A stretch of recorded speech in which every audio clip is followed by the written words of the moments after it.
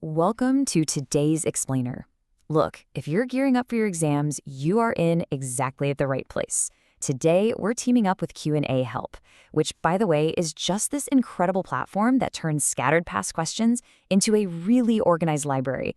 We're going to put on our biology hats and tackle a fascinating past question from the WAEC Biology 2026 paper. We aren't just going to memorize an answer today. No way. We are going to break down the core concept together so you genuinely understand the why behind it.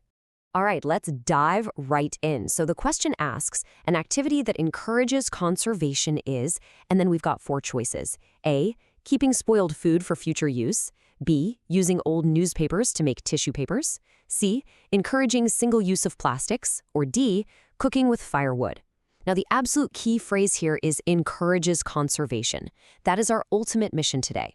We need to evaluate these four options to find the one specific activity that actually protects our natural resources, rather than, destroying them. But before we can actually solve the problem, we need to know exactly what we're looking for, right? Conservation means protecting and using our natural resources carefully. It's really all about preventing waste and making sure that these resources are kept available for the future. Think of it kind of like managing a limited supply of your school materials, like your pens and notebooks. If you just use them recklessly, well, they'll run out long before the term ends.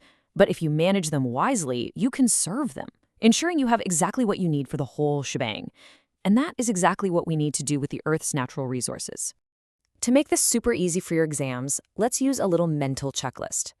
Think of this as your ultimate exam detective tool.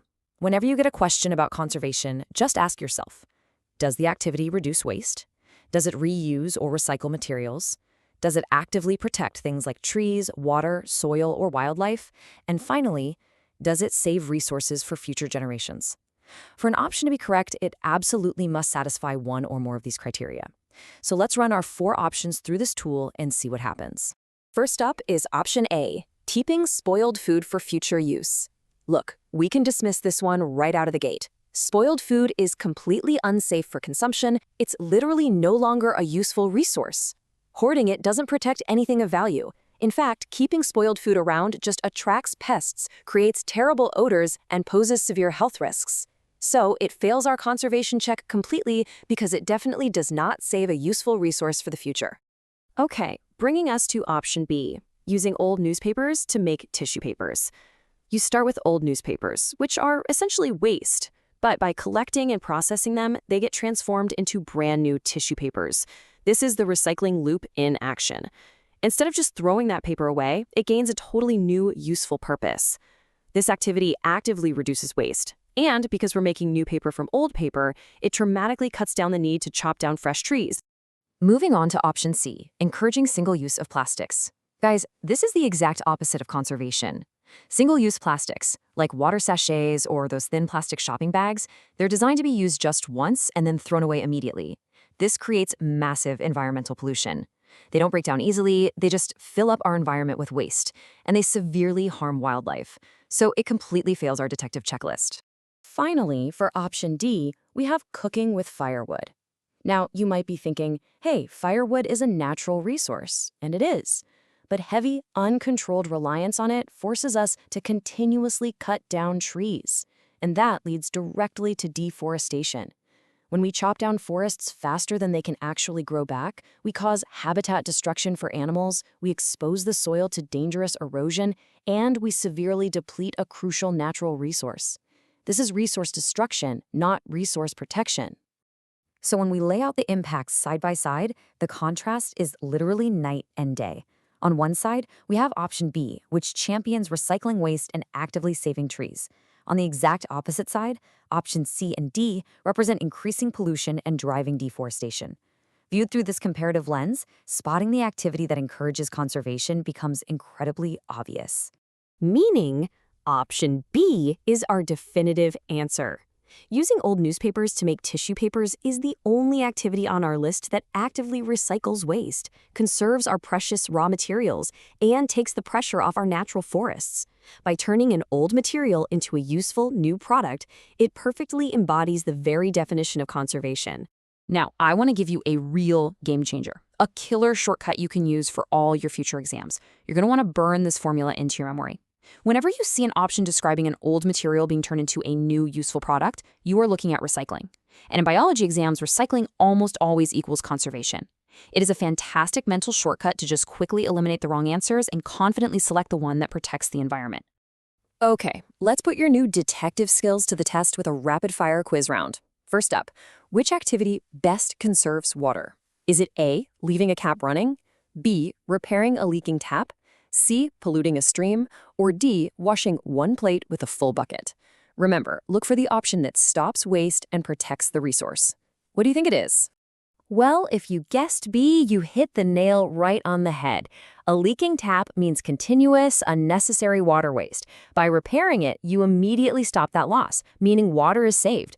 Just like turning old newspaper into tissue paper, fixing a leak directly prevents resource wastage. Let's keep the energy high with our second quick quiz. Which action helps to conserve forests? A, planting replacement trees. B, burning forest vegetation. C, cutting young trees carelessly. Or D, using more firewood daily. Think back to our checklist. Which one of these actions actually ensures that forest resources are going to be around for future generations? The correct answer is A, planting replacement trees. You see, when trees are inevitably removed for human use, replanting them ensures that those forest resources are actively restored. It replenishes exactly what was taken. Burning vegetation, cutting carelessly, or using excess firewood, all of those just destroy the forest. But planting replacement trees is the absolute ultimate act of keeping resources available for the future. All right, for our final rapid-fire quiz, let's see if you remember our special exam shortcut. The question is, converting used plastic bottles into new products is called what? A, deforestation, B, recycling, C, erosion, or D, pollution. You're taking something used and making it brand new. What's that specific term again? Spot on. The answer is for sure B, recycling. Recycling is the process of taking used materials and processing them into useful new products. And this ties everything we've learned today together perfectly. Just like taking old newspapers and making tissue paper, converting used plastic bottles into new items reduces waste and protects the whole environment. Let's just do a really fast, empowering recap of the core lessons you can take straight into your exam. First, conservation is always about the wise use and protection of resources. Second, recycling is an absolute superpower because it heavily reduces waste. Third, recycling saves raw materials from being depleted. And finally, circling back to our original WAEC biology question, that is exactly why option B, using old newspapers to make tissue papers, was our correct answer. It perfectly fits the mental framework for solving literally any conservation question.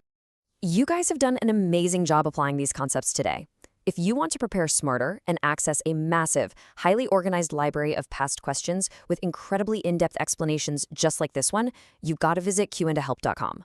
Now, before we wrap up, I want to leave you with this thought. If conservation is all about what we save for tomorrow, what is one thing you can choose to recycle today that might actually change the world you live in next year? Keep studying, keep conserving, and I'll catch you in the next explainer.